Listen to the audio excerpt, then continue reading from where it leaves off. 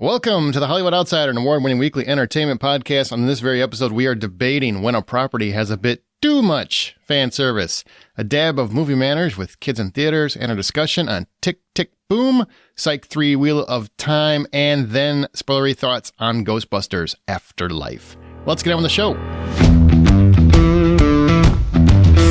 My name is Aaron Peterson. Joining me today are my fellow just the one, Troy Heinrichs. Who are you going to call, Aaron? I guess me. I'm not going to call anyone. I'm going to text because nobody calls on anyone anymore, ever. That's part of the problem of society. It truly is. Sometimes you need to hear voices to hear inflection and surprise and wonder and intrigue and anger. John Davenport and Amanda Sink are off this week. Both are unavailable, traveling. It's the holiday week here in the States. Troy and I would rather avoid our families, so we are here with you. It's a fair statement. Yep. That's just how it works sometimes. So we're going to talk about a couple things, and we'll get there in a minute. But are you doing anything special for the holidays, or is it the normal turkey? Actually, we're doing a beef tenderloin instead of a turkey because no one likes turkey. Hey, I got 2 turkeys this year, so I disagree. You can talk about your family however you want. That's fine. That's for a different conversation. Got more than 2 turkeys in my family.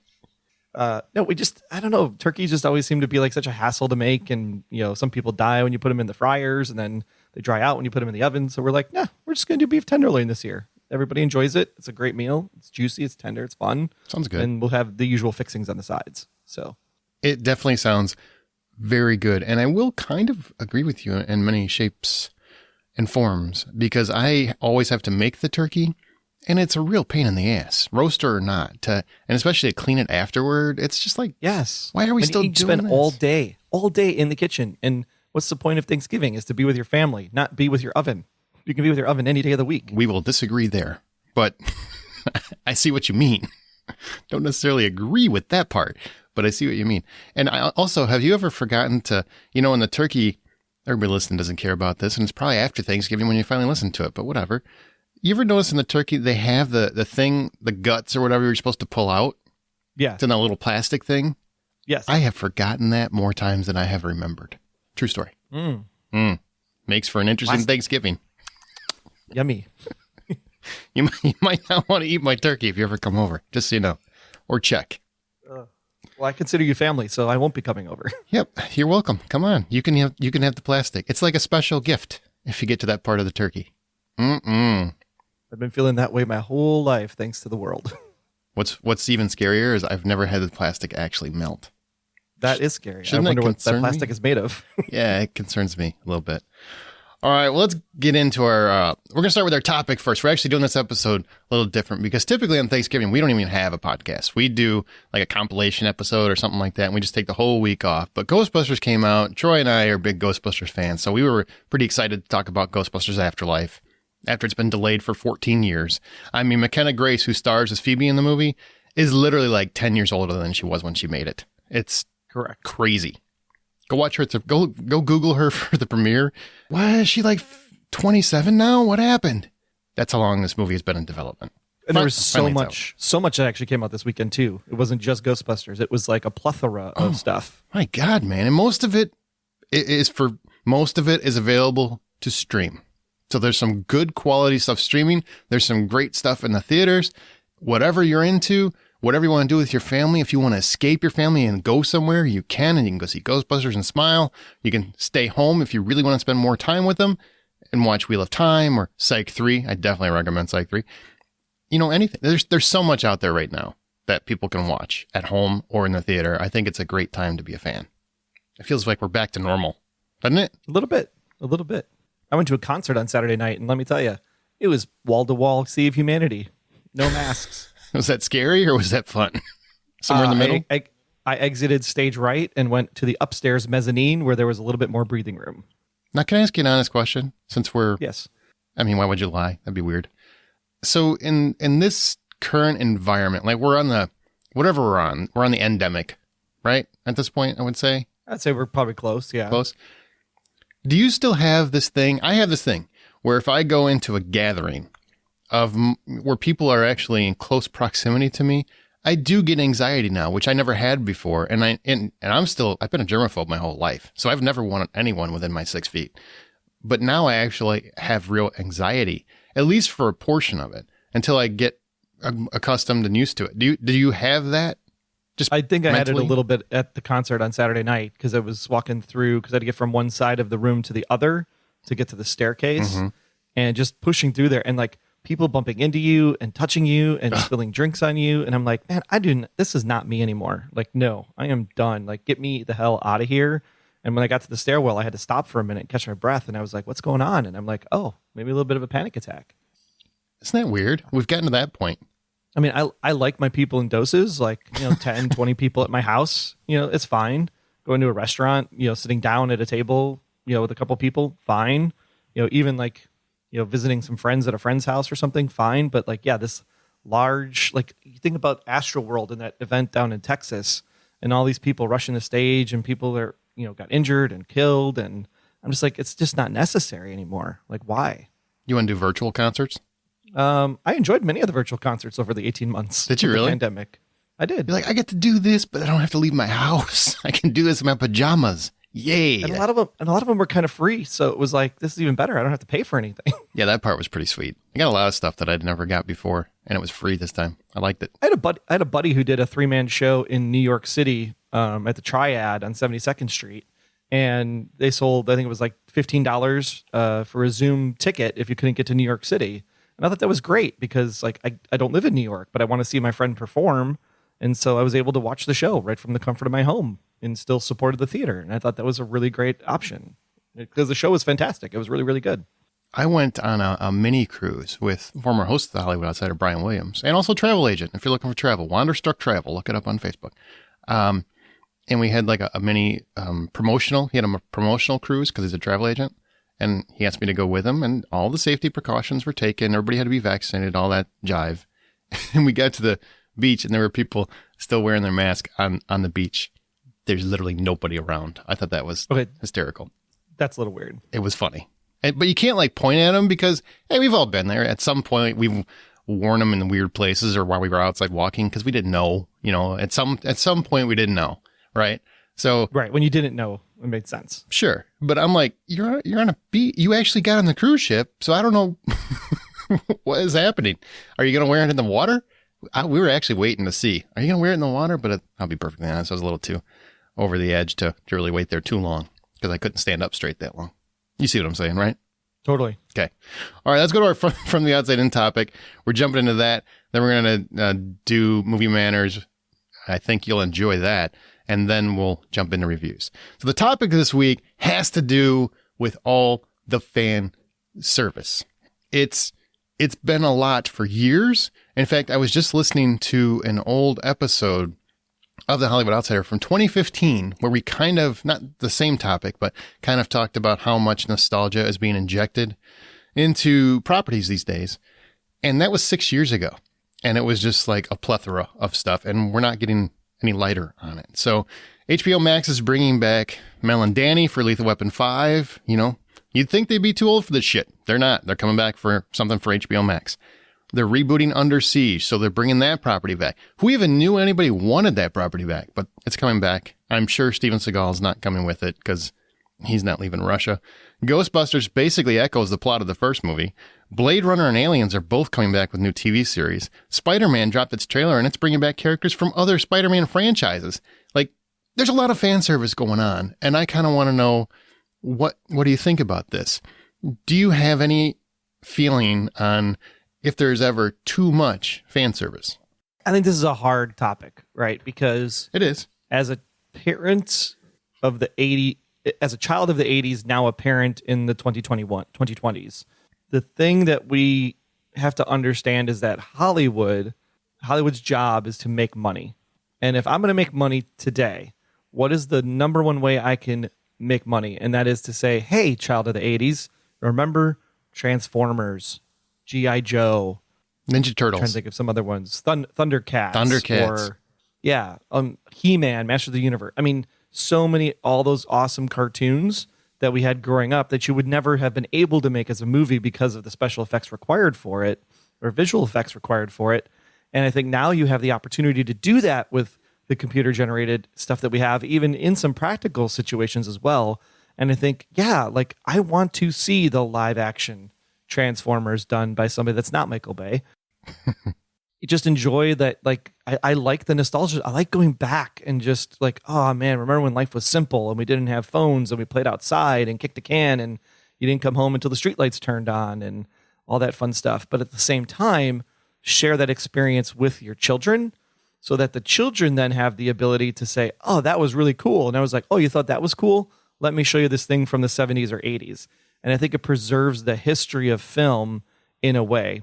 Ghostbusters is a great example. There was so much of the first movie that draws us in as the adults, but the kids can enjoy it and go, that was really cool. And it's like, well, do you want to know the origin story? And they're like, yeah. And then you can watch 1984 Ghostbusters with them. And they're like, this is awesome. Like, I think if done right, it's good. I think when they do it because they're trying to cater to the cancel culture masses, because I'm going to, rip on your property if you don't do the things that I want you to do, and the keyboard warriors, that's when it goes off the rails and becomes a little bit more disastrous versus like a pure play nostalgia fun romp, which Ghostbusters totally was for me.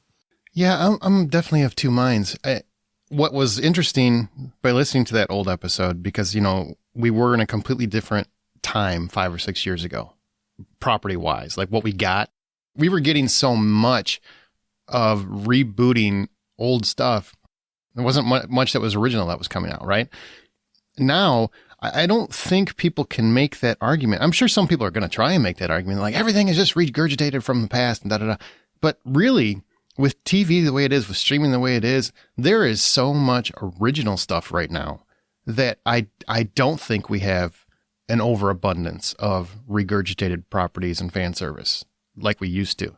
I do think it was worse 5 or 6 years ago, but mostly because now we have so many extra things. We've got so many additional properties and additional TV shows and additional video on demand movies and things like that, streaming movies. There is so much content right now that the few things that really kind of break through and get people talking are those regurgitated things, those things that are paying fan service. Scream is coming back in January.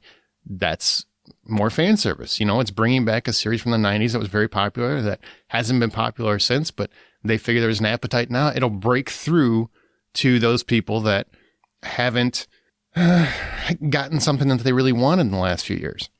And the name breaks through. Especially with that slasher genre, right? It's been a lot of the same kind of horror, paranormal. Like there hasn't been a good just, creeper in the closet. Right. Yeah, there hasn't. I mean, Fear Street came close, I guess, but not close enough. More supernatural than it was slasher. And that makes a difference. Now, I do think sometimes we do have too much fan service, which is funny, because I think Endgame is a movie that the entire film is fan service. That entire movie is fan service. It's a culmination of what does everybody want in this final movie. And they got all those moments. They got Cap holding the hammer. They got, Avengers Assemble. They got the female Avengers coming together for their moment, which of course some people complained about, but women love that moment. They wanted to see the characters they identified with as having their hero moment. So, I mean, it played to fans for those moments. And I think that is important. Then you got Spider-Man No Way Home, where it's bringing back so many characters from the past franchises that I wonder if that's too much fan service. Because I watched the trailer and so many people are just raving about it. They're so excited to see all these different characters, probably just because if it was a Marvel movie. If it wasn't an MCU movie, I bet you people wouldn't be half as excited as they say they are now. But whatever. I saw that trailer this weekend for the first time. Yeah, and I'm like, before Ghostbusters, right? I was excited for it. See? But that really was total fan service, was it not? Because if you really think about it, nothing in that trailer other than seeing all these different characters that you've seen in previous franchises pop up. There's really nothing in there that I think is a compelling story. I think it looks just like, the whole kitchen sink has been thrown at the screen. They're just throwing everything at it. And I don't think it looks like a cohesive movie yet. But people are just going nuts over it because, I'm going to see Jamie Foxx and I'm going to see this person. Maybe I'll see Toby and maybe I'll see, they're all talking about all the people they might see or will see. because of that trailer. You know what I'm saying? I totally believe it. And I mean, like when you saw the Green Goblin, you saw Dr. Octavius come up. I was like, it kind of felt like home in a way. See? Yeah. But I don't know is that always good though? Is that always good to just, okay, well, we're just going to throw this stuff at you. You got this. And maybe sacrificing for the story, because the story about this doesn't look interesting to me at all. And I'm a huge Spider-Man fan. It just looks like, one more movie where Spider-Man is not going to be the focus. It's going to be Doctor Strange, the multiverse, and the various characters. I mean, I'm hoping that they're going to put it together in a nice little package. But the previous two films didn't do knowing that Doctor Strange and the Multiverse Madness is coming, like, obviously this is a setup for that. But it felt like I was watching a trailer for Multiverse of Madness versus a trailer for Spider-Man, to be honest. That's what I thought, too. It very much felt more multiverse movie than Spider-Man movie, to me. Yeah, almost Spider-Verse, like Into the Spider-Verse type of movie. Yeah. Which was fantastic, by the way. Like, do more of that. That was good stuff. Well, I think hopefully they're going to do a Miles Morales live-action movie at some point. They've got to. That would be cool. That would be great fan service. That's what fans want. The game was awesome. Just do the video game as a movie. Boom. There's your story. You don't even have to write anything. It's already there. Right. I like it. All right, so tell me about a property that you feel nailed fan service. Without not Ghostbusters Afterlife. It's too soon. Pick something else. Well, I think there was... It's like a good and bad, right? So I think that Star Wars coming back with the 7th movie, right? The Last Jedi? Force Awakens. Oh, Force Awakens. Okay. I think that one brought back the things that they needed to bring back to get people re-energized about it, right? Because there's so many Star Wars fans over the last, now is it 40 years or more?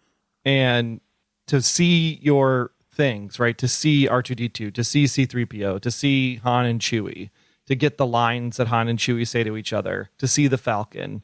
I mean, all of that stuff, none of that needed to be in the movie. You could have done the same movie and just thrown all of that away. But then to see the trench run, to know that it's like a giant Death Killer planet like this, like the Death Star was, it gives you a familiarity to say, oh yeah, this is the Star Wars universe, so that you can do the things you need to do, which is introduce the new characters and introduce the new story and set up for the long-term franchise. So I think in that respect, like Star Wars, Force Awakens really did a good job to pull in the nostalgia factor while telling new story in the sense of like, who is Rey? Who is Finn? What are their journeys? And that's what I'm going to get in the second movie. And I think that was pretty well done in my opinion. Like, even though it was like the same exact, person on desert planet goes and joins up with the resistance and fights the big bad thing, and then all of a sudden blows it up in a spectacular fashion. Yeah, I mean, that's the crux of, A New Hope. But isn't it the same thing? Isn't it we need a new hope because the First Order is now running the world? Yeah. So I don't fault JJ for doing it that way. I thought it was great. Thoroughly enjoyable the whole way through. Thought that was an absolute blast. And I think most people, some people will say, well, the movie was just a rip. It's amazing to me what people will say. That's a ripoff of the original movie, but then they'll watch another thing. It does the exact same thing, and they won't say that about that property. Right. And I'll never understand. It's an homage. Yeah, homage. So that I think is a prime example of great fan service, because I agree with you. It felt like just going back to my childhood. But also you could see the kids in the audience and they were having a great time, and they didn't know, these properties as well as we did as adults. So we got to enjoy them with our kids or, with our family or friends or whatever. And, it felt like home, but also people that weren't familiar with it, they got a fun, just zipping around the galaxy adventure. So that was a great one. I already mentioned Endgame. I think that's probably the best fan service movie I can think of, but I'll throw in Serenity, because Serenity is a movie that was basically done because fans wouldn't give up on Firefly. And when you finally got the movie, it is fan service, but it's fan service done well, because it also gives you things that you didn't want necessarily, but work great in the concept of the movie. Like, it gave it a bigger palette, a bigger canvas. Characters die that were fan favorites that we absolutely loved, and they die in the movie. And that was very unexpected, which made for a more engaging movie. And it just made, it was obviously a bigger scale and all that jive. So to me, that's like a prime example of that's how you do fan service. Give people a bit of what they want. And Force Awakens did that too with Han. His death wasn't exactly beloved because, it hurts people to lose a character they love. And Firefly, when you lost Wash, or what book, those are impactful deaths in a series you love, but it gives you that thing you love, but also kind of takes it away at the same time. And I love that. I feel like that's how you do fan service. Give me what I want, but also give me something I didn't know I wanted. Shake it up. And I think fan service extends too to extending properties. So think like Dexter's coming back, right? Or is back. People like the character, so let's reboot the show. That's totally fine if you can figure out a creative way to do it. If the character's still alive at the end of the series, like you could start up a whole new chapter, and it's totally okay. Blacklist is technically not off the air, but they've basically rebooted the show with season 9, so they're doing a fan service. The people like the characters. Let's tell a new story, and that's perfectly fine. Psych 3 just came out this weekend. The Psych movies never needed to happen, but because people love the characters and the people didn't want to do the grinding, haul of television, they can still do a movie every 2 or 3 years, and people will come back for it because they love the characters. Absolutely. I think that's a great fan service option because it just allows you to have the thing that it's the, Saturday morning bowl of cereal under a blanket, cup of hot cocoa. It just feels super comfortable, and sometimes comfortable is okay. I love that. I love that example because now I want a blanket and a bowl of cereal. I hope you don't eat the bowl of cereal under the blanket because I feel like you'd spill it. I actually put the hot cocoa with milk, not water, in the bowl of cereal and eat it that way. Is it better with milk than water? The hot cocoa is definitely better with milk than water. I don't know if I've ever had hot cocoa. Cereal is definitely better with milk than water. Well, although I know that we've been the poor college people that have done the water thing. Everybody that's ever been poor has done water. I don't think I've ever done hot cocoa with milk. True story. I don't think I have. You're missing out. I gotta try it. I might try it over. It's thicker. It's creamier. It's awesome. I'll give it a whirl. Whole milk, especially. Now, how about when? Give me an example of when too much fan service was felt, and I got a feeling it's going to be connected. Yeah, Star Wars. Yeah, yeah. Rise of Skywalker. Yeah, I liked the movie. I was entertained, but there was just too much pandering and catering to the loudest voices in the room that it was almost annoying. Like, I didn't need a whole backstory about how there was a secret room on the Death Star. Like, the fact that there is a blade that goes back to the Death Star that was carved specifically to line up with where it crashed. I mean, I'm just like no. I mean, all you needed was like an Ewok to show up or something, and it would have been just bad. So you feel like that was just too much? The whole Rise of the Skywalker was just too much? It was just too much. Like, I thought I personally, minus the longest space chase scene where they can't catch anybody ever. That's Last Jedi. I think that's Last Jedi. Yeah, The Last Jedi I thought was a really, really great Star Wars movie. I thought it got into the lore. It got into the, how Luke, became what he was. And then the way Luke does the thing at the end. I'm just like, oh my, like, this is amazing. Like, I bawled, like 6 of us, 40-year-old people are just literally puddles of goo on the floor at the end of Last Jedi. And I think that just is a testament to like how connected you are to those characters. And then you just go like shit on them at the last movie because people just complained about it. And it was like, no, please stop. Yeah, that was tough because I did not enjoy the movie, but it is tough to not realize that movie is really poorly plotted. And they're just doing everything they can because they think they lost so many people with The Last Jedi. They're doing everything they can to try to win them back. They're trying to do The Force Awakens, but it's just too soon.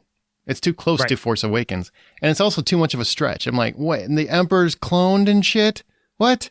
This is stupid. It was just idiotic throughout. The entire plot of it was idiotic. Princess Leia's still alive, briefly. I mean, after she threw for the cold dead of space. That was weird. I'm like, I mean, I get the Force is strong with them and whatnot, but I didn't know they could fly through space. Yeah. Science is still science. It was a little weird. I mean, there are right ways to do some fan service. Logan is a prime example of a right way to do fan service. Give the character their due, treat them with respect, do something different, do something edgy, have a great time, And then there's the wrong way, like Rise of Skywalker. I'm going to throw another Star Wars one in there because I think Star Wars has done too much of this.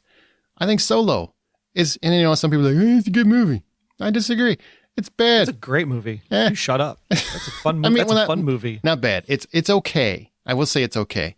But there is so much of that movie that is just token fan service. That is, even his stupid name, how he got his name. I'm by myself. Okay, we'll call you Solo. What? Who wrote this? Because they were just trying to do some kind of fan service and get these little nods, and nobody needed that. Just call him Han Solo. That's all you needed to do. Everybody would have been fine. But no, we got to go. We're making it so obvious that this movie is just literal fan service. Yeah, you got the card game. You got the Kessel Run. You got, there was another big one in there that I'm trying, that like just totally blanked on.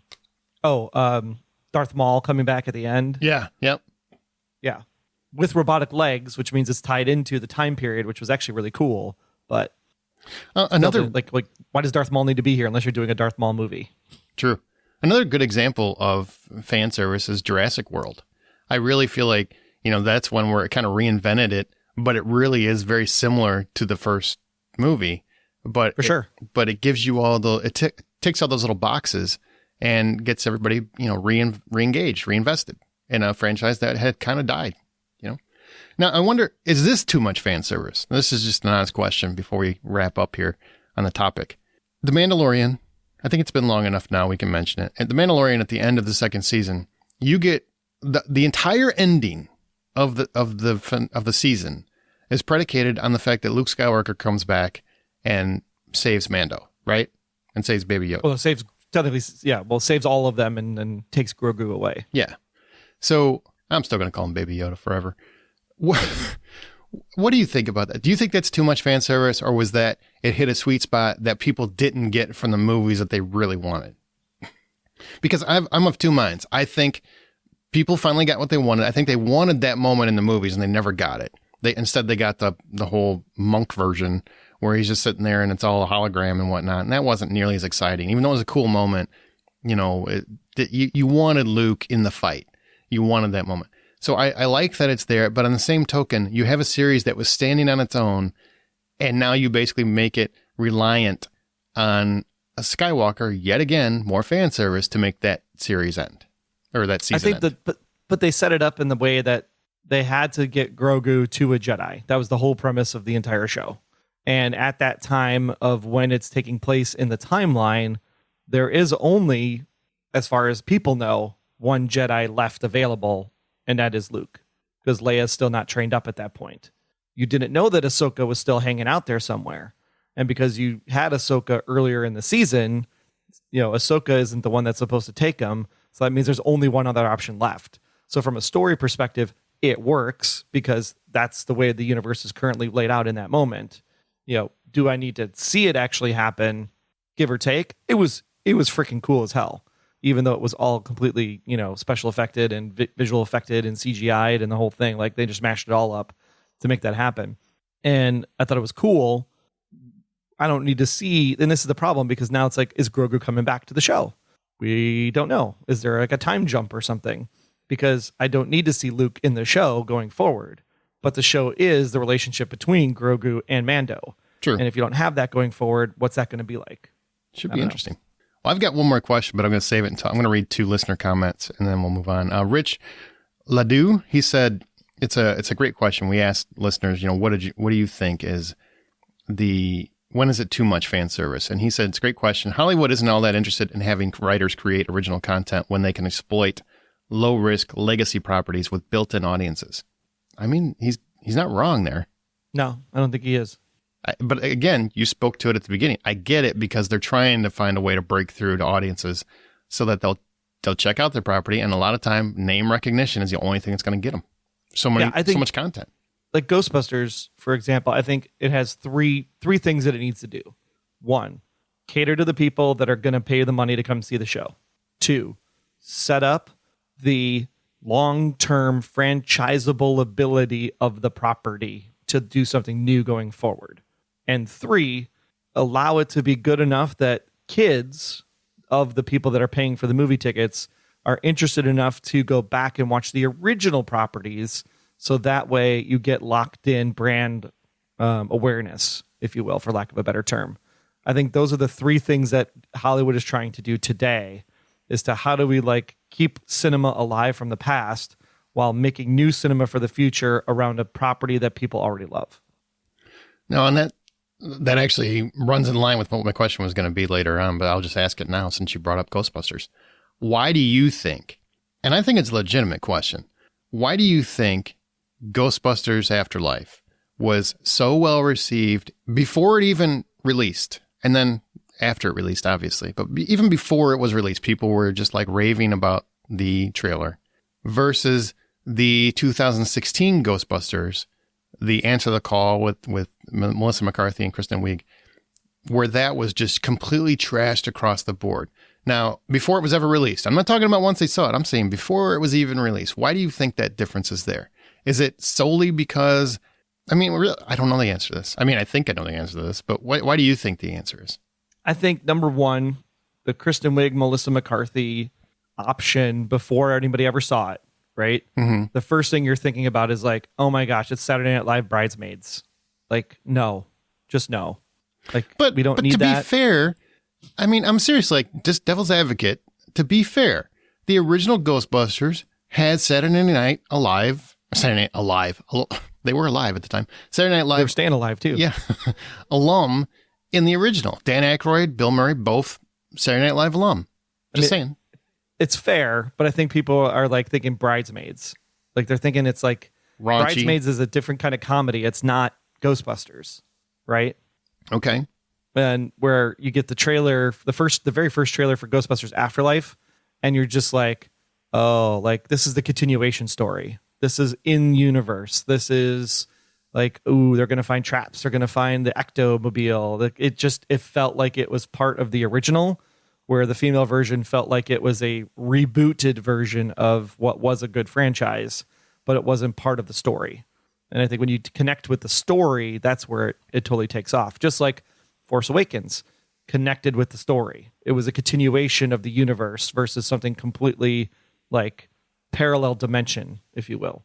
Like a complete reboot. Right, correct.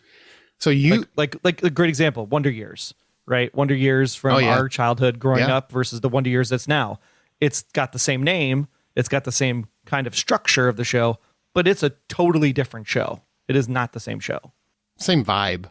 Same kind of vibe, but I see what you're saying. I mean, it's a completely different dynamic. Right. And not that one's good or bad in any way, but when you have something that's like, oh yeah, like whatever happened to the Ghostbusters after New York? Like, that's a great question to start a story from. And this answers that question. Like, what happened to the Ghostbusters? And that I'm in for. But you will agree that a lot of the disdain for the 2016 one was just because it was women and not men. Do you agree with that, or you don't agree with that? Well, that's what the internet said. I mean, I saw it. I saw some of that. But I also, on the same token, and I'm trying to be like completely fair, I did see a lot of that. I did see a lot of people just didn't like that. It was lady Ghostbusters. They were just not for it. But in the same token, I haven't seen anybody rejecting Phoebe on the Ghostbusters Afterlife, and she's obviously a female Ghostbuster. So maybe there was some of we don't want bridesmaids comedy. We don't want that kind of comedy. We want, I don't know what the hell people just think they want. I mean, we obviously are a society that needs to stop judging things before we see them, number one, but that's just how we are. Sure. So maybe there's some of that, but I definitely think some of it was just because they were women. I mean, I saw too much of it for it not to be the case.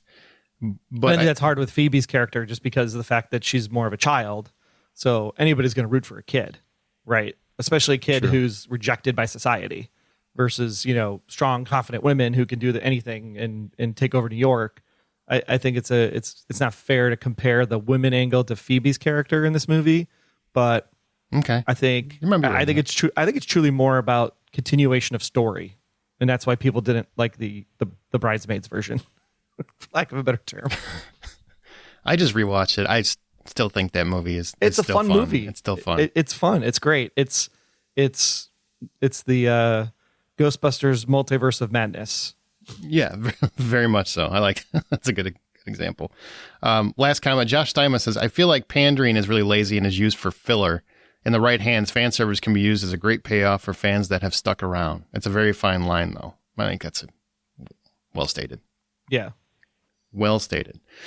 All right, you ready to move on from fan service? Sure.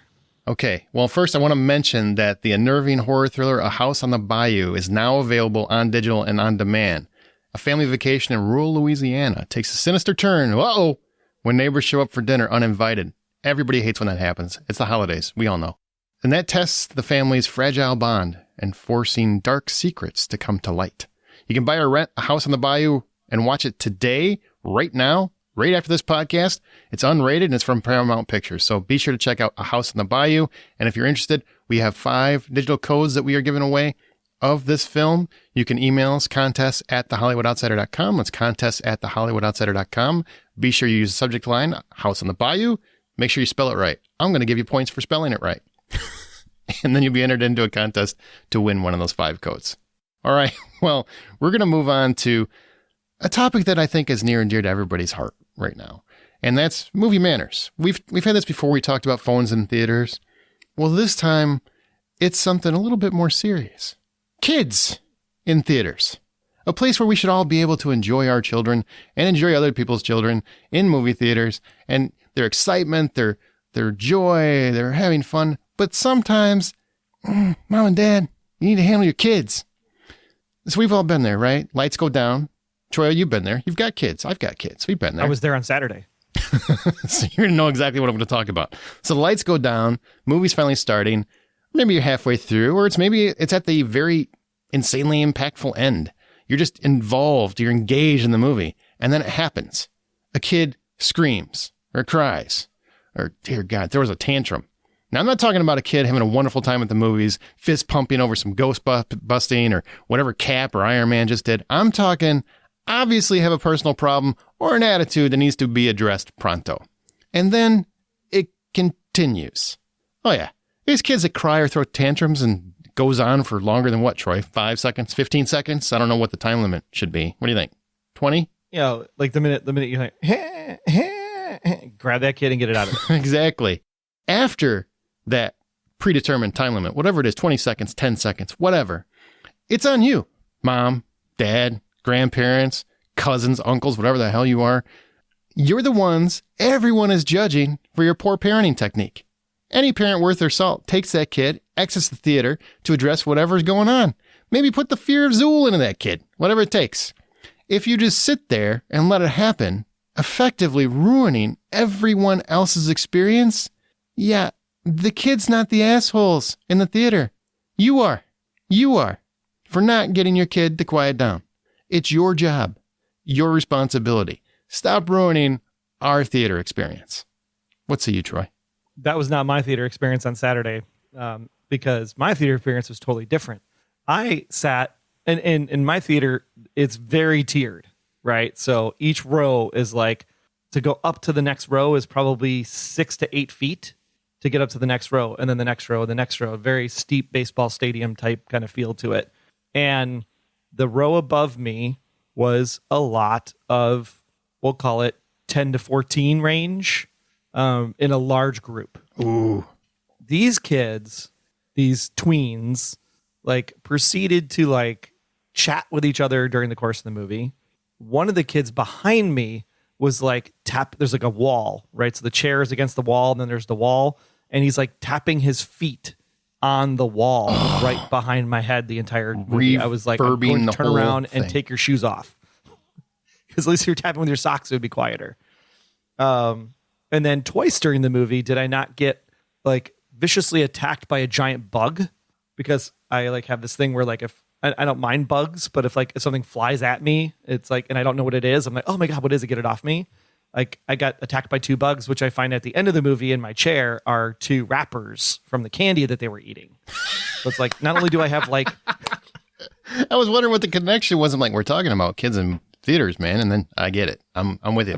I'm just like sitting there going like, so number one, not only did I get attacked in the movie theater by a giant bug candy wrapper, but now I have COVID because you ate that candy. like what is going on with children today that they have no concept of just sit still and respect. And I know that you respect. have ADHD and neurodivergent and things of that nature, but I think they still have, we talked a lot about the millennials and the parenting of the millennials and the helicopter parents. And we're hopefully moving out of that phase into something a little bit more, I hate to use the word traditional, but some kind of traditional parenting, or at least awareness parenting, we'll call it, because I know I don't parent like my mom and dad did. I learned from my parents, mistakes in their parenting. I'm trying to do things differently, right? But still have some of those firm, like you show respect, you understand what's appropriate, what's not appropriate in certain points in time. Yeah, use cages when necessary. I get it. Yeah, exactly. And I just think that there's a level of, like, they think that when they hit 12, they're autonomous, and they're not. Like, that's why they don't get a license until they're 16. And even at 16, they don't deserve to be driving, many of them. So I think that that's something that is on, like you said, it's on the parents. Like, if your kid's not able to handle themselves in public normally, like, do not let them go to the theater by themselves, because especially with a group of 20 friends, because it's just going to disrupt everybody else's experience. And literally, like you said, like right at the end of the movie, at the most impactful part, where I'm literally like, woo! Like, and then like, you hear this tapping in the background. I'm like, oh my God, shut up. Rapping. Tapping on my chamber door. Yes. I remember when my kids were at the age you're talking about, I was very, very freaking clear when they went to the movies by themselves. These are movie manners. These are the things that you should not do, and these are the things that are okay to do when you're in a movie, because there are other people that you're affecting. Like, it is not just your life. It's not okay to have your phone on. It's not okay to be sitting there yapping during a movie, talking to your friends. Don't go to a movie then. Go to something else. Go shopping, go to an arcade. They still have them, right? In some towns. Yep. Go do something else. But don't go to a movie. If you go to a movie, shut the frack up, watch the movie, maybe whisper very, very quietly when something cool happens, but only when something cool happens that's reflected on the screen. So at least people know you're talking about the movie that's actually happening. Then leave. Then you leave. It's really just common sense. And I know so many people whose kids are very much like that because they've been, raised right. And I know some people whose kids are just nightmares to have in a movie. I've gone to movies with other people and their kids, and they'll tell me how well behaved their kids are. And I'm telling you, they are wrong. They really are really, really wrong. And you just want to tell them, like, everything you're doing is wrong. Tell your kid no. It's cool. It's cool. The word no is an important thing. No is power. No is power. That's funny. You got rappers thrown at your head. Yeah, literally. I was like, what the fuck was that? What the frick was that? I like how you're not concerned about the fact that maybe bugs are flying at your head during a movie. You're just willing to tolerate that part. It was a special 4D edition of Ghostbusters Afterlife. Slimer just got me. That's funny. All right, we're going to our reviews, but you can share your thoughts on this episode or anything else in our Facebook group, The Hollywood Outsider. It's a private group. You do have to look for it. We're also on Twitter @BuyPopcorn, and our site is TheHollywoodOutsider.com, TheHollywoodOutsider.com. Please rate and subscribe us on your preferred podcast app. We always do appreciate that. You can find John's artwork on Insta and Twitter @RJohnDraws, Amanda on Veronica's Marshmallows and Smirk, and @Sink Into This, Troy @TroyHeinrichs and on the Blacklist Exposed, and me, I'm Presenting Hitchcock, and @Aaron Smirks on Twitter. Now, reviews. We've got a few, that we're going to gloss by, and then we're going to dive into Ghostbusters Afterlife for sure. But I do want to mention The Wheel of Time. It's about Moraine. It's played by Rosamund Pike. She's a member of a magical organization that takes 5 people on a journey, believing that one of them might be the reincarnation of the dragon, a powerful individual prophesized to save the world or destroy it. Now, several episodes are on Amazon Prime. They're releasing weekly. A lot of people are touting it as the next Game of Thrones. I believe it's based on a series of books by Robert Jordan. I think that's correct. The series of books is actually listed as being the number 2 selling high fantasy fiction series behind Lord of the Rings. Wowza. So it's popular. It's popular. It's popular. I caught this. Did you get a chance to catch it? I did not watch it yet. It's on my list for this week while I'm on my bike. Okay. Well, I will tell you, it takes a little bit to get going, especially in that first episode. There's just, they're taking time to world build, very much like Game of Thrones did in the early goings. You're learning who the characters are. I'm still kind of fuzzy on a couple of the characters, just their names, because they're just new to me. It's new. It's a new name to me, so it's just kind of getting used to the names. It's not like Jon Stark or something like that. And I think the world building is working. By the 3rd episode, for sure, I'm fully invested in the show. There's a ton of money on the screen. Like, Amazon Prime is obviously throwing a lot of money at this series, trying to make it the next Game of Thrones. Rosamund Pike is always fantastic. And the world building, it's very Harry Potter meets Lord of the Rings, meets Game of Thrones, just without foul language and sex everywhere. I mean, there's some sex, but it's not Game of Thrones sex, you know? So right. Far that portion has been rather mild, and I'm invested. I'm very invested in the Wheel of Time. Would you say it's more Lord of the Rings high fantasy or more Game of Thrones high fantasy? I think it's probably more Lord of the Rings. There's definitely a lot more magic involved from the early goings, where Lord of the Rings really didn't have magic involved till the end of season 1.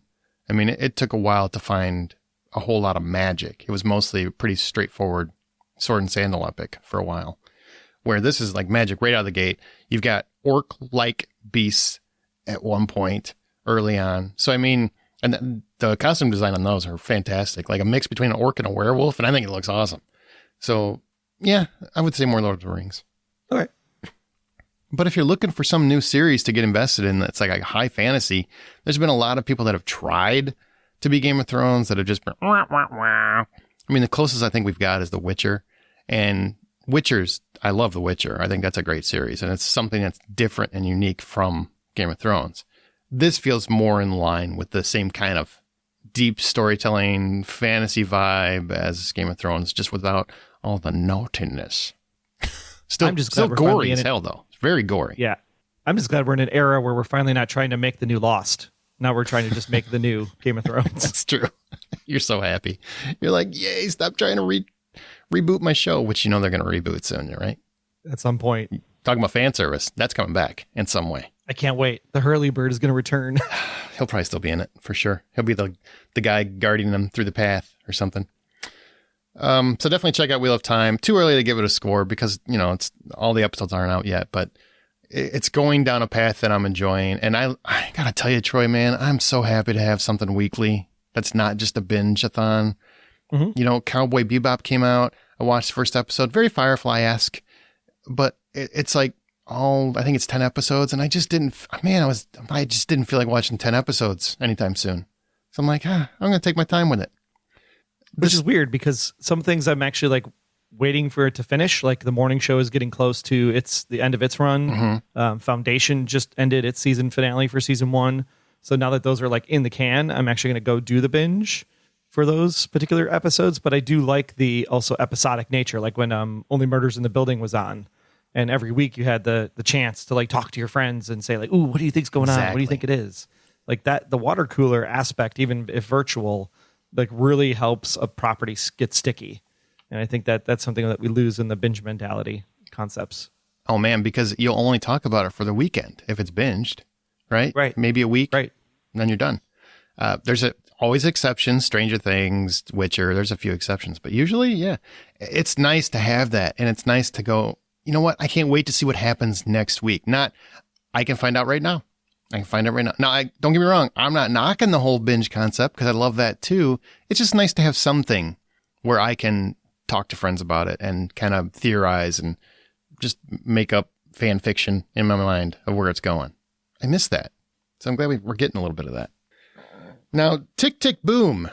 This film that you saw follows John, played by Andrew Garfield, who's a young theater composer who's waiting tables in a New York diner in 1990 while writing what he hopes will be the next great American musical. I believe it's Rent, right? No, he's not writing Rent. He's actually in this movie before Jonathan Larson wrote Rent. It's those that don't know, Jonathan Larson is the writer of Rent, the big Broadway smash. Right. The movie, not so much. Jonathan Larson is trying to write a musical called Superbia, which is like a giant rock anthem in a completely made up world. And he's been working on this thing for 8 years of his life, coming up to his 30th birthday. And the movie is actually a second thing that he did, which was a one-man rock anthem show called Tick, Tick, Boom. Which never really actually got completed. And then after Jonathan Larson obviously passed away from an aortic aneurysm, literally the morning of Rent's opening off Broadway for its premiere. So, I mean, how sad, like that Jonathan Larson died the day his masterpiece was finally going to get seen. Oh, wow. And this just goes into how Lin-Manuel Miranda specifically found the Tick, Tick, Boom show, actually performed in Tick, Tick, Boom after Jonathan Larson died. And he's the director, Netflix, should be noted. He is he's the director. This. Yep. Yeah, Netflix came to Lin-Manuel Miranda specifically and asked him, like, would you do Tick, Tick, Boom for Netflix? And so Tick, Tick, Boom specifically is the one-man rock stage show that's now a 3-person rock stage show that tells the story about Superbia and how Superbia almost came to be.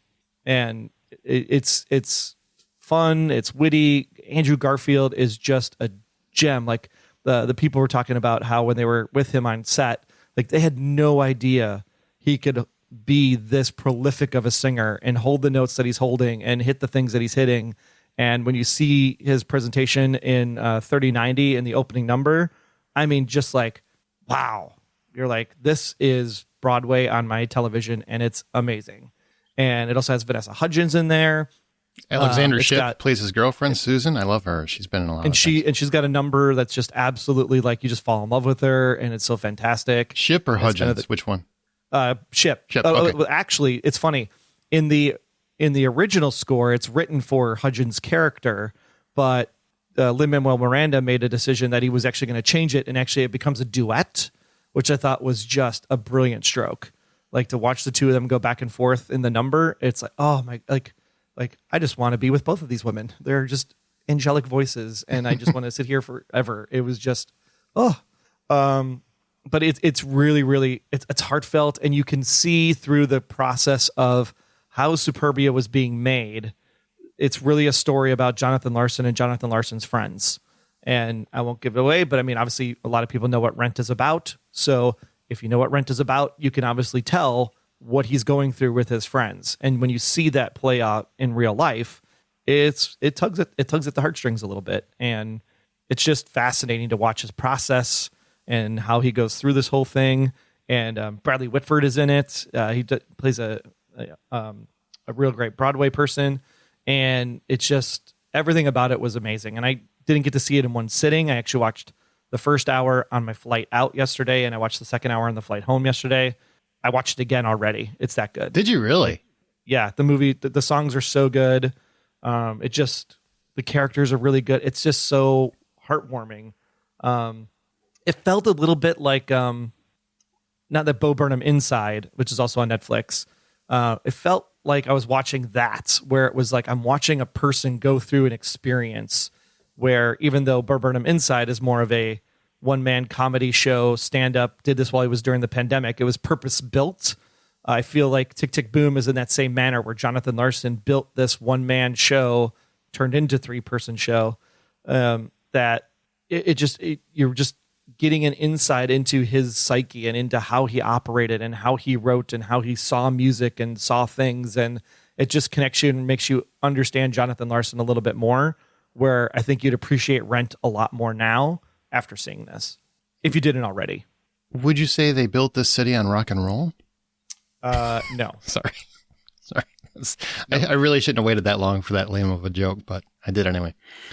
Everything you're telling about this, like I wanted to see it. I wasn't excited to see it. It was on my I'll watch it eventually list. I think I'm gonna add this to the holiday viewing. Yeah, I think it's a good family watch. You go into something like you said, like Hamilton the musical, but you're watching it on TV versus in the Broadway theater. Sure, like it doesn't translate because you're watching the actual stage show. I mean, it's still the songs and it's still the story and it's awesome. Like, this was designed and adapted so well for the screen and how it flows that it feels like a movie and not like a Broadway musical performance or a stage show performance, even though there are pieces during the course of the production where you're actually seeing the stage performance of Tick, Tick, Boom done by Andrew Garfield and Vanessa Hudgens and the rest of the band. So I think it does a really good job of blending the real life movie part of it with the stage performance part of it as kind of the narration factor. And I think because of that, everything about it just works. And it was so good. So good. I think Andrew Garfield is one of our best actors, honestly, working today. I think he's fantastic. I wouldn't be surprised if there's Oscar buzz for him for this. Oh, that's cool. That's cool. So $10 full price for admission. What do you give Tick, Tick, Boom? I really enjoyed it, so I'm going to go with an 8. Excellent. Okay, well, next up, before we get to Ghostbusters Afterlife, Psych 3, This Is Gus. Now, in Psych 3, like, no one ever expected there to be one, let alone two, let alone three movies. Oh, man. Yeah. What is it about these movies that makes you keep coming back for it? Is it the characters? Is it the story? Like, what is it about Psych that says we absolutely need these movies in our lives? And I don't want to say it's on Peacock.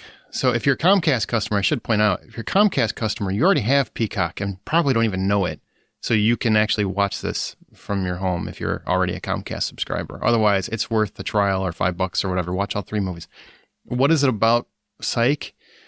It's a TV show that, I started watching it because of the mysteries, right? I like murder mysteries. I thought it'd be fun. And it was kind of a comedy. It was on after Monk, that whole thing. But what developed was this friendship between the two lead characters, Sean and Gus. And they are these two guys that just, one will never grow up. One is a grown up, but likes to regress when he's with his best friend, Sean. And they are like the best friends I think everybody wants in their life, even though they're ridiculous and they're immature and they're childish and they probably need a spanking every now and again. They just ooze joy and friendship. And you never doubt that they love each other, even when they do horrible things to each other or punch each other or whatever they do. And Sean does a lot of horrible things to Gus. It's this friendship component that is sorely missing from everything else on television. Literally, I don't know a single show that has captured friendship to me as well as Psych has. So when the movies came back, I mean, I was just excited that I got my favorite show. It's become my favorite show of all time because I rewatch it so much. There's no way it can't be at this point, right? When the first movie came out, I think I was just excited to have Psych back in some fashion. And they kind of, that one was more tailored to, we've got a mystery, we're still doing the Psych thing, we're still tying it into the show, but also the characters just doing goofy stuff. The second one was very much a love letter to Timothy Omenson, who's been on the cast, who had a stroke and couldn't do the first movie. And basically they were paying respects to him and making a movie centered around him because as he struggles to get back to the person he was pre-stroke, and they're actually addressing his difficulties in the film. And then the third movie is just full on about the characters. I mean, yes, there is a minor mystery where they're trying to find out about Gus's fiancée, Selene, who's going to be the mother of his child, and trying to find out, her real backstory, which we don't know, and we find out throughout the course of it. But really, it's about Sean struggling with the fact that his best friend is growing up and going to be a dad. And like Henry Spencer says in the movie, all friendships die with fatherhood. There's a truth to that because I've been there. I do understand what he's saying when he says that. And the whole movie is them coming to grips with still being best friends with the baby incoming, with their characters as they grow, but also keep getting into the most ridiculous circumstances you could possibly imagine. And then it leads to probably one of the most outrageous finales of all three movies. Like the last 20 minutes, I laughed and cried so hard. So hard. It's easily my favorite of the three. I don't know if that answered your question, but the friendship. The movies bring me back because of the friendship. So this would be the most, you would say, like the TV show in a way, because like the first movie is trying to figure out like how do we become a movie. Sure. The second movie is strictly just this love letter to Timothy, and then this one would probably be the most resemblance of the TV show in long form time run. I think it still feels like a movie. Like actually, this one probably feels the most like a movie. It doesn't have those. The second one had that weird fade to black. Where it'd almost be a commercial break would be, even though it's a movie. So why would you have that? True. You don't have that in the third movie. It just flows like a movie all the way through. There's a lot of character growth still with Carlton Lassiter's, Timothy Omenson's character, Henry Spencer, who's Sean's dad. He still has some growth. Like there's real character growth in the movie, which is surprising because it's like a really bonkers, wacky comedy for most of the movie, but there's real heart here. And it feels like a movie. It feels more like like the evolution of the series. Like this is where it should be if it's going to be a movie. First one felt like we're trying to make a movie. Second one felt like a love letter. This one feels like we found it. Like this is the formula. How much fan service is in this? Do we see characters that we didn't need to see and they're just stuck in there, or do they fit where they need to fit? And does the pineapple show up? I can't remember seeing the pineapple, which is a staple to the show if you ever watched it. You do definitely, not really too many characters show up, I don't think, but they are name checked. All of Gus's girlfriends are name checked at one point, and I thought that was pretty funny.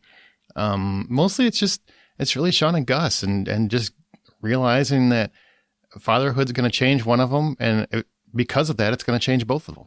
And we should probably mention too that Maggie Lawson and Timothy Olmanson are doing the psychologists, because they're called psychos. The psychologists podcast. The psychologists are in. So if you want to go back and watch Psych and also have a fan podcast to listen to, it's actually pretty decent. So make sure you check that out as well. Yeah. So Psych on Peacock only, unfortunately. But if people have Peacock and have the ability to watch Psych, what would you give this out of 10? I give it $8. Maybe 9. I had a absolutely riotous time. Maybe 10, 15 minutes while it's finding its footing. But man, once it gets going, and I'm serious, Troy, you love that show. The last 20 minutes, I thought I was going to die. And I don't want to spoil it, but it has a scene that I normally hate in everything. And they made it fun. And it's very hard to make that fun. It made it hilarious. So I'm super excited to see Gus's twin brother now. Yeah. Oh, shut up. No, there's no twins. I promise.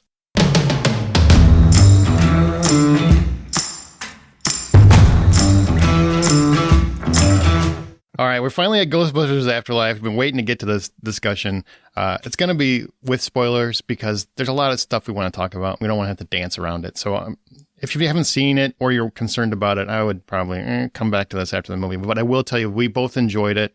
I give it a $10 full price admission. I give it $6.50 because I have some issues with the plot, not so much the enjoyment. Okay. Now, what did you give it? Because I know you loved it more. I gave it $7.50. I had problems with the pacing and a little bit of the front matter, but overall, I was clapping. I was like, "Oh, that's cool," and a lot of fun nostalgia throwbacks. And I think part of my issue isn't with the movie. Part of my issue is with the marketing prior to the movie. All right, I look forward to hearing that. And no, there are no sexual dalliances with ghosts like the first movie. You know, Dan Aykroyd and his family. Very family friendly in this one. Very. Well, you think?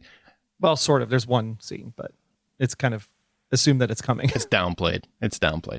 Very downplayed. All right, so now we're jumping into it. So when a single mom and her 2 kids arrive in a small town because they're broke, they go back to her estranged father's old farmhouse, and they begin to discover that their connection to the original Ghostbusters is there, and the secret legacy their grandfather left behind. And the secret grandfather is... Turn off your podcast thing. Egon Spengler. What? I think that was in the trailer. Was it? I don't remember watching that trailer. Honestly, I try to skip trailers for stuff I know I'm going to see. So what did you think of the plot, the overall plot this go around? And in particular, well, here, you're already ready to speak. I'll say what you're going to say and then I'll bring up. No, go ahead. Ask your question. In particular, like, what about this concept of Egon having a kid, abandoning said kid for this endeavor, and, you know, how the plot is kind of a complete duplicate of the first movie otherwise? Well, I think number one, abandoning your kid is a hard thing to say because... Is it though? In this case, what Egon was doing was trying to prevent the end of the world. So in a sense, yes. Was I obsessed with my work? Sure. But was he doing it for his kid? Was he doing it so that his kid would have... I mean, you could think about it, maybe it's like a little bit of a political commentary on climate change and whatnot. Like, are we doing anything to save the world for the betterment of our kids and our grandkids?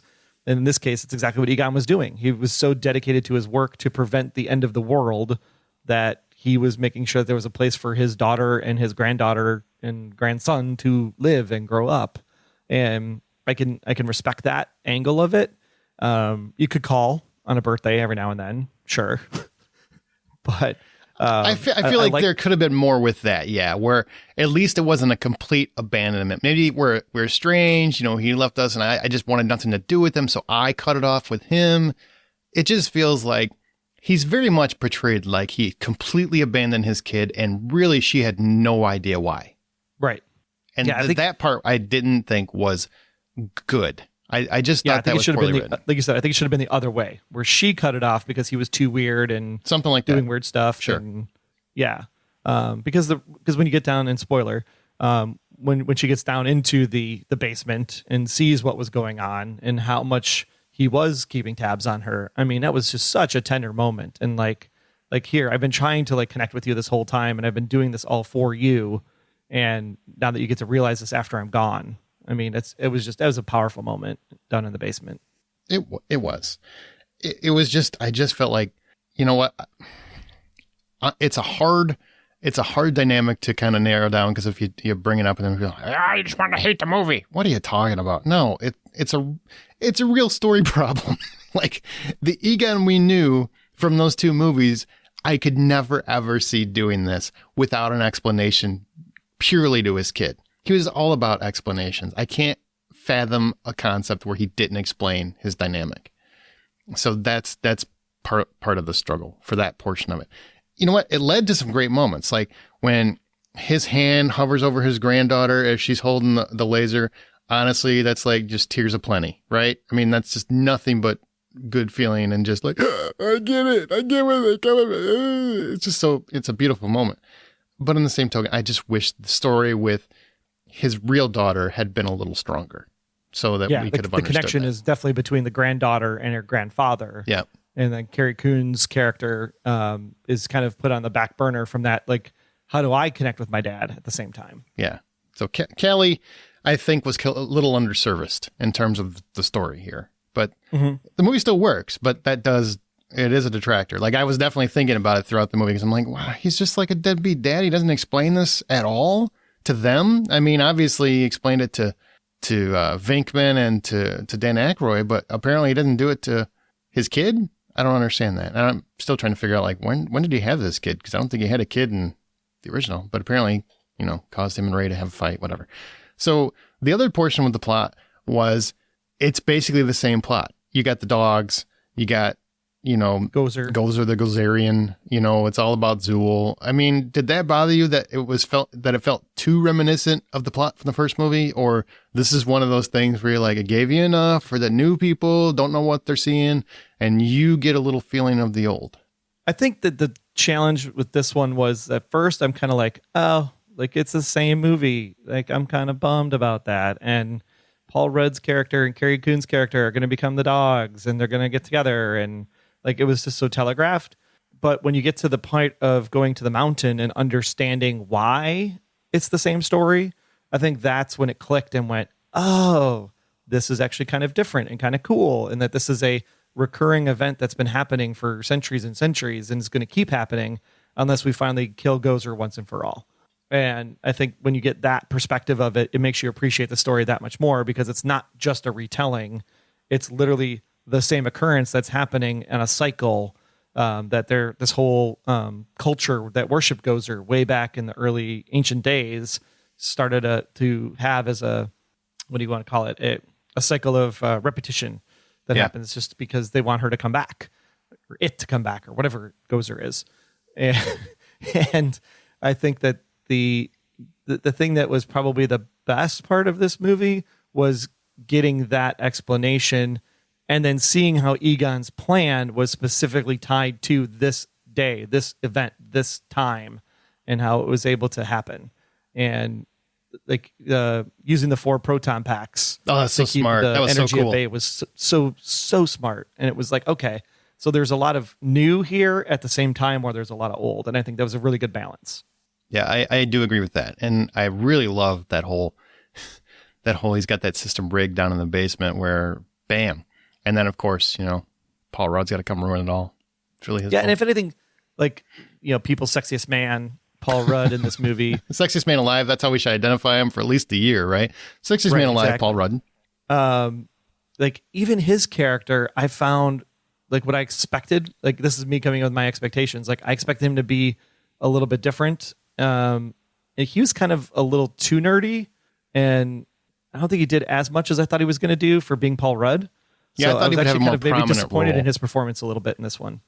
Not so much in his performance, though, more in how little he actually gets, right? He's basically Rick Moranis in this movie, right? With more involvement with the kids. And even the involvement in the kids was small. Like, I was expecting him to be driving the ectomobile when they're doing all the shooting up around town, like being with the children a lot of the time. And instead, he's just trying to get in Carrie Coon's pants. It's kind of funny when you say it like that. So what did you think of the cast? We talked Carrie Coons, you got Paul Rudd, you got McKenna Grace, you got Finn Wolfhard, you got a great cast. And I'm not talking about the OGs right now. I'm just talking about like the new cast. Yeah. Finn Wolfhard, like he still is he's a great child-ish actor. He's 47 years old, apparently, since the last time we saw him on Stranger Things. Yeah, like I have no idea how Stranger Things 4 is going to work seeing this, because this was also filmed a long time ago. And Finn Wolfhard looks like a man. Oh yeah. It works because he has a younger sister. So for him to be older, 16, 18, driving the car, I think it works in this film. But yeah, he definitely is getting in the realm of like, you can't be a child actor anymore. Like you are a full-on adult. But his goofiness still works. Like I said, McKenna Grace, like Phoebe, she's so good. So good. Really nailed that, where she's not doing an impression of Harold Ramis. She's doing a respectful homage. Like she's still making it her own. It's her own character, but with speckles of Harold Ramis. And I thought that was fantastic. Yeah. I mean, the dad joke she uses to try to make herself feel seen, and the relationship she has with her mom, I thought was really, really great.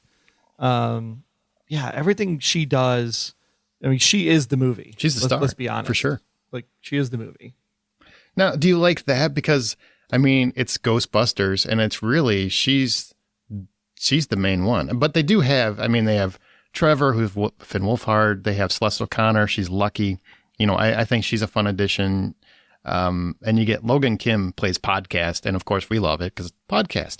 I get it. What's my name? My name's Podcast. Why? Because I have a podcast. We get this. I can relate. One listener. Yeah. I guess that's your 4, right? That's your technical Ghostbusters, but Phoebe's really the one that drives it. Like she is the Ghostbusters. She's the Ghostbuster. Well, and it makes sense because they only have the one proton pack that they find that they can use. They only have the one trap that they can use. So, if you're going to put it in the hands of somebody, at least put it in the hands of someone that actually knows how to use it. So it makes sense. I was actually pleasantly surprised. I was really worried going into this with the kids being the focus. I'm like, how is that going to work? Because I want to see Ghostbusters. I want to see like a group of people, adults, doing Ghostbuster stuff. So that's where they did a really good job of fan service, that they gave me something I didn't know I wanted, because we could enjoy it through the eyes of kids, because kids are having a fantastic time. And if we were, it's just like the Goonies, right? Going on an adventure as a kid. Who doesn't love that? And it was interesting is that I swore in the music at one point, I got different musical motifs of classic 80s movies. Like I swore I heard Goonies music at one time. I swore when they go to the mountain, to the mine, I heard Close Encounters music. Just like bars, not like the whole song, like just like phrases of music that you're like, oh, this brings me back to a moment in my childhood, which I thought was really well done. And I think just even the visuals of that, right? You have the visuals of like a Goonies feel. You have the visuals of Close Encounters of the Third Kind. You have visuals of the original Ghostbusters, because they use the exact same graphic or effect when the dog jumps out of the Walmart store and breaks the glass and hits the bench and then turns sideways. Like, I think it was like literally regurgitated and enhanced from the original effect, because it just reversed in the mirror image. The nostalgia factor was high, like super high.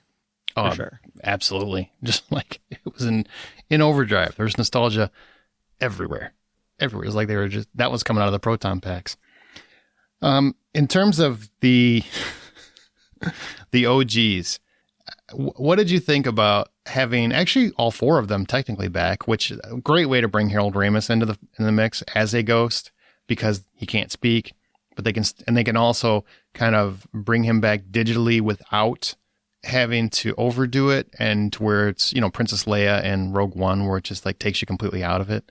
It really, really works here. What did you think about having the 4 back? The only issue I had was they show up at exactly the right time with proton packs, and nobody apparently sees them drive up to the farm, because there's a lot of road there. They've shown it multiple times. I'm like, you should have known they were even coming, but I guess you were distracted. Whatever. They were distracted because Gozer was standing in the cornfield. By the way, did a great job bringing Gozer back, because it looked just like her, like I remembered her, which was pretty fun. I thought that was pretty fun. Yeah, a little more polished maybe, but Sure. yeah, for the most part, looked very similar to the original actress from the 80s. Super happy to have the dogs not be so distracting, because in the original movie, the special effects were so new, it's so distracting that obviously the dog's not there. Now it actually looks like a real special effect. So what did you think about the Ghostbusters coming back? The whole movie, you're sitting there going like, how are they going to work these guys in? I know they're coming. I saw Jimmy Fallon. They're clearly in the movie. Like, how are they going to come back into the movie? Right. And so when they finally do show up in the movie, yeah, some people would call it cheesy. Some people would call it like it's exactly when they were supposed to come back. I think it was like the greatest hero moment that we've had in a long time. Like they just show up exactly when they needed to show up. And the reason why they come together to show up is because of this Phoebe reaching out to Dan Aykroyd and saying, hey, like I'm Egon's granddaughter and this stuff's happening and you need to get here. And so the fact that they show up is because, Dan Aykroyd's character obviously goes and talks to everybody and says, hey guys, like Egon was onto something. We got to get back. We got to get the gang back together. And it was great. Like the minute they show up, you're just like, yes, like stick it to Gozer. And then they cross the streams and then the whole, like, they're uncrossing the streams. And it's like, wait a minute, Gozer's that much stronger? Like, what's going on? Are you a god? Yes. Ray. Yes. Yes. We are gods. There's just, it was so great. Everything about it. And then there was this, and the moment where then Phoebe's standing there and then the ghost shows up for Egon and all four of them are in line. And as they're shooting the proton packs, like each one of them turns and looks towards Egon's ghost. Like, oh my gosh. Like not quite the Last Jedi Luke Skywalker moment at the end of the movie, but it was pretty damn close. Like I was in puddles. Oh, and they have a beautiful, and if we haven't mentioned it, Jason Reitman directed this, and he's the son of Ivan Reitman, who directed the first movie, in case you didn't know. It's a fun fact. He directed it and written this one, too. Yeah, and wrote it. Jason did. Yeah, Jason's a very accomplished director in his own respect. And his movies are very different from his dad's, which is kind of funny. But he has the shot where all four of them are lined up kind of in sequence. And even with Harold Ramis, I really loved that shot. I thought that was a really cool way to, they're all here. We got them all back in some form. That was even though I don't like the absentee dad thing, and I didn't love the fact that Ray Stantz and Egon had a falling out and whatnot, and kind of there's all this animosity and for incorrect reasons and whatnot. I didn't necessarily love that. I love how they brought it back together and they made it work. Like they rectified it by the end, and they had this, like you said, a hero moment, and where you get to feel like, oh. Now, I don't know how it plays for somebody that's never seen Ghostbusters before, like a kid in the audience or something, but they seemed pretty excited when I was in the theater. Like, it seems like they know who they are, even if they've never seen the movie. Right. So, I mean, it was just a beautiful moment. I think they really captured that magic.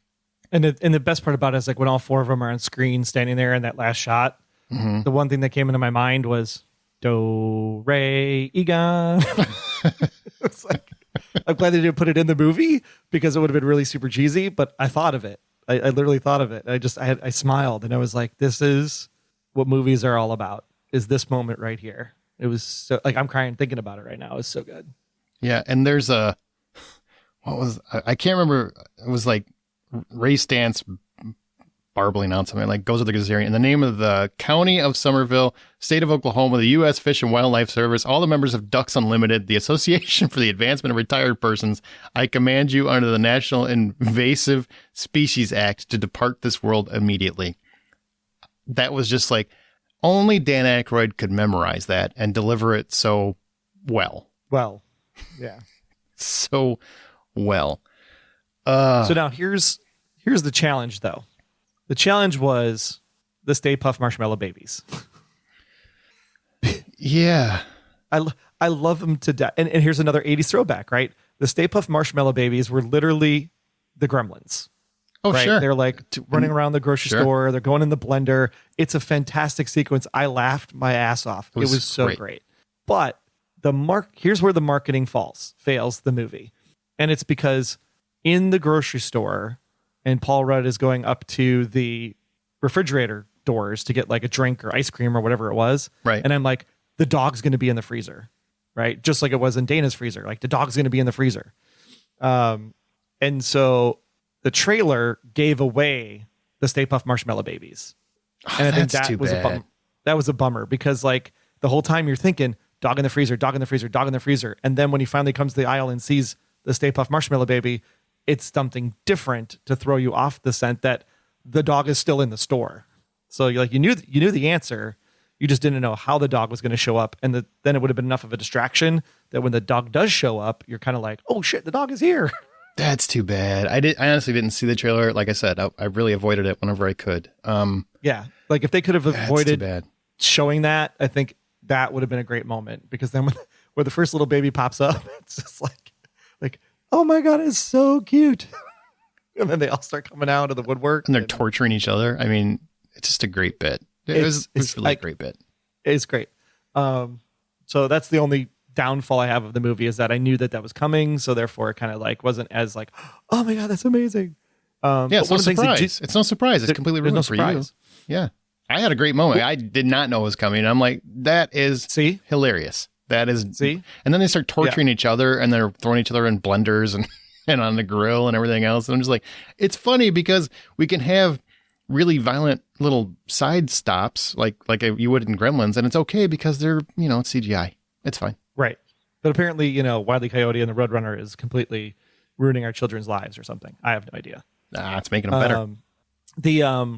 The one thing that I really did like about this movie that Jason really did well is like the things that happen earlier in the movie, setting up things that happen later in the movie. Specifically, I literally clapped and said yes out loud in the movie theater. So when they are by the buses and they release, what was it? Chomper, Muncher, the steel ghost, Muncher. I think it was Muncher. Yeah. When they release him and all the windows blow out and the front of the car window that they're driving is missing and they're showing him drive up to the house and he's like leaning forward out the window with his wind in his face. And then when Paul Rudd is running away from the dog from the Walmart and then he like jumps on the hood of the car and slides through the front windshield because there's no glass there. I was like, okay, that was planned. That was brilliant. And like, thank you. That moment for some reason, I was like, that's badass. Because it just shows thought. Like you thought about it ahead of time. Yeah, no, it was very well thought out, well constructed. I mean, it's not Back to the Future, right? It's not the perfect movie. Back to the Future is like a perfect movie. But I have to say, like, this was like, it was close. I mean, everything I wanted and more. The problem was just like the first maybe half hour is a little bit like, do something, It's fun. It's fun to look at maps and it's fun to look at papers and it's fun to go look in the basement and it's fun to look at the wall. But it's like, okay, now do something. There's got to be some action here in that first 30 minutes before I'm going to like lose focus. So you feel like there wasn't enough Ghostbusting in the early going because the pacing did struggle a little bit the first 45 minutes, maybe? Yeah, the front half of the movie is a little bit drug out. Yeah, a little bit. Yeah, I mean, yes, you have to establish like who the kids are, and the kids have to adapt to a new town, and you have to do some of that storytelling, which is fine. They do a pretty good job of that, but it was a little bit too much, right? And not enough. Like they could have done a lot more. Just instead of like trying to make this like love relationship with the local townie girl and her dad, the police chief, they could have just spent more time like exploring the house, right? I think that would have been like a lock and key kind of situation. I think would have been kind of interesting. Like what else is in this creepy old place between the barn and the basement and the house and the maps and the, do it more Goonie style than the way they did it. Yeah, agreed. I agree with that. A lot of time driving back and forth between the mine and the town. Some cool moments there. You can tell because I know the budget was a lot less than the last Ghostbusters movie, probably because, that one wasn't as successful as they hoped. So this one was like $75 million, which isn't a lot by mega blockbuster standards. Yeah, I mean, you could tell it's like it was a product of either less money or COVID or something because... It was filmed before COVID, so it wasn't COVID. Yeah. A lot of the same scenes, though, and backgrounds were used repetitively, for sure. Yeah, it's definitely a budget thing, I think. They had to save the special effects for the finales. So the Stingers, Vinkman and Dana Barrett playing Peter's psychic game and him getting zapped a lot. That's the first Stinger. Did you like that little mid-credits? I did because the whole time I'm like, where's Dana? I'm like, there is no Dana. There's only Zool. I'm like I know Dana's in this. They said that she was in it. Like, where is she? And then so when she shows up mid-credit, I was like, oh, okay, this is kind of fun. I mean, it kind of makes sense she wouldn't be there, right? I can't the main imagine story. Yeah, there's no think of the point- PTSD she must have. She don't want to go back there. Yeah. There's no point for her to be in the movie itself. But it was cool to see like, oh, hey, they are still married and they're still together. So Yeah, that was fun. And then the end, in case you didn't stay after the credits, a lot of people don't. Sorry. Winston Zeddemore owns the firehouse, not that Tribeca actor who would be Robert De Niro, I would guess. And the ghost containment light is blinking red, which is curiously what happened in the first movie when Walter Peck turned off the system and things went south. So what did you think about this? Is obviously a setup for a potential additional film in the franchise, or letting you fan fiction Hope for one. The future. Yep. I'll tell you this. Winston surprised me. The post-credit sequence, just even when he was talking, like when the four of them were standing there, like Winston felt like the heart of the movie that was maybe not the heart of the movie. Mm-hmm. And just like, man, like the nostalgia trip that he goes down when he's talking to Janine, and the whole coin thing that you get the coin thing from I think that was the end of the second movie, where the coin thing comes up, and it just, yeah, all of Winston's stuff just was like, it was great. Like his love for the car, and he's like, I'm going to bring you home, and they come back to the firehouse, and like it makes me interested to see like what would a second movie be if like Winston was the focus, you know, and do the kids come back into play? True. Would you want that? Let's ask that. Like, what would you want to see in another movie? I'm assuming you want another one because you enjoyed this one, but do you want the kids to come back? Do you want it to be in New York with Zeddemore and the original, the OGs, or how would you want that to work? Do you have any concepts? Yeah, I'm still just basking in the fun that this was, but I know that there's something there. Like Winston's love of the fact that he still owns the firehouse and that the Ecto-1 is back in the firehouse in New York with the containment like blinking tells me like something about Winston needs to happen in the next movie, whatever that would be. Well, you're assuming there's going to be a next movie. I mean, it still has I'm to hoping make enough I'm money. hoping there's a next one. Still going to make a lot We of didn't money. get to see Slimer. We only got to see Muncher. I don't want to see Slimer. He's had his time. You know, let's. I like that they evolved the ghost, so at least it's a little different.